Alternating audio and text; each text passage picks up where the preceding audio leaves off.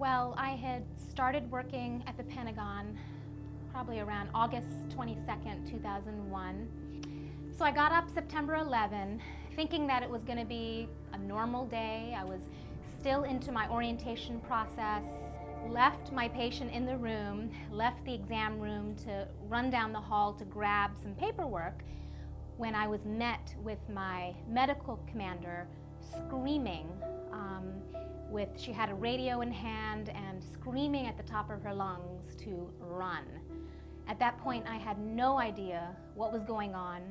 Here I am running down the hall with masses of people running out the door, and I took a few seconds, turned around, and what I saw was astonishing. What I saw was massive amounts of white smoke fluming from the top of the building, and at that moment in my mind I knew there was something that had went on. I didn't have any way to get home, didn't have a phone on me to call my family.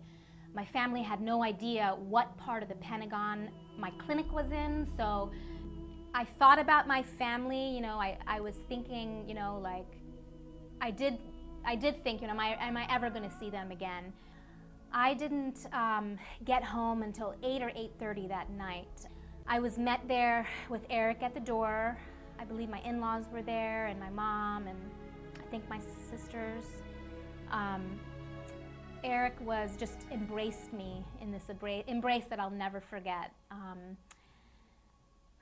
And what I had been through was very different than what Eric had been through. Time stood still for him, whereas for me, it was an instant. No one knew where I was in the building, so there was no way of anyone knowing if I was dead or alive. So 10 years later, looking back from September 11 to 2001, 2001 was actually a year filled with many roller coasters, including September 11.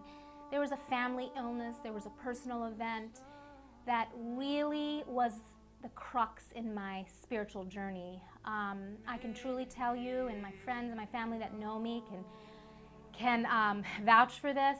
I can truly tell you that it started a kind of just a discovery, a spiritual discovery on my part. I had questions. I joined a small group. I had the most vibrant prayer life that I ever had in my life. I just was searching because I didn't quite understand. I didn't quite understand why this was happening to me all at once.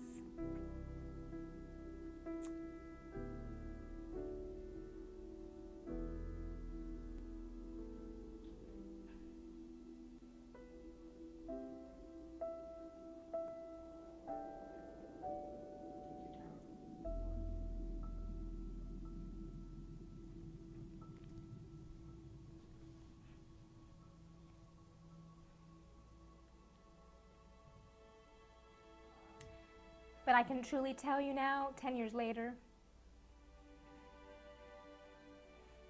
that my faith, my relationship with God,